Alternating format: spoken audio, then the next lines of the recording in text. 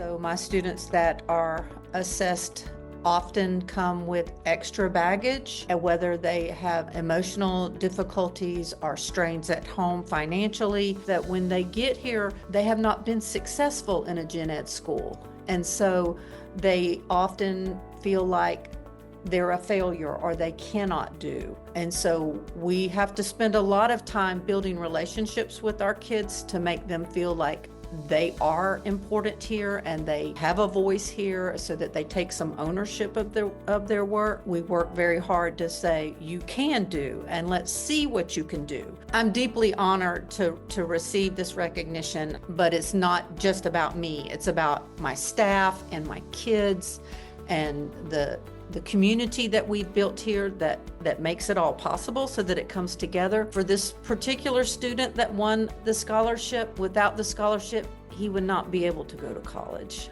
This student and his family is just so incredibly grateful for this opportunity. Our biggest challenge for our school is welcoming the traditional student to an alternative site. There's a negative perception. Once you go to an alternative site, you'll never go back to the traditional site, which is not true at all. We built their trust because a lot of them have a lack of trust in themselves. So we have to rebuild it and let them know that anything is possible. It means everything. It's not just financial help. It's a sign that someone sees their potential.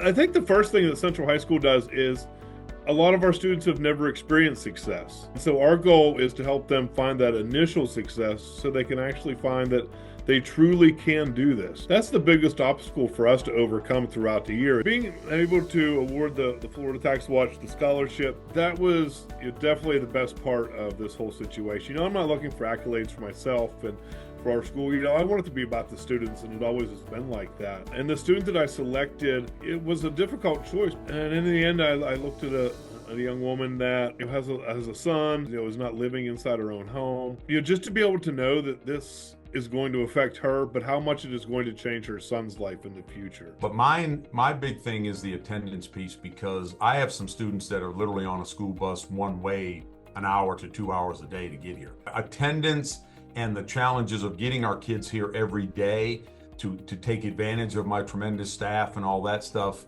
is a key component. Well, it means a lot for me to help out, and because of some struggles and all, I know she's still working through school and wasn't able to start college and her post-secondary stuff on time. And with her staying the extra year next year to dual enroll for her second year, both at Valencia as well as our tech colleges, I'm hoping this scholarship, and it should be able to maybe allow her to utilize it to complete her post-secondary degrees as well as her certifications. Challenges can change year to year sometimes. I think that the consistent one, though, is, we're a Title I district as Highlands County, and we always have that a little bit in the background, but that's something that we see success through. And we were looking through the list of students. A lot of students pop into the mind, and you look through opportunities like, boy, this student would be blessed by this student would be blessed by this. And I'm hoping that scholarship is able to expand this student's horizons to where he's able to look bigger. And I'm hoping this is the opportunity that gets him to knock down those doors that's in front of him to be able to do those bigger and better things.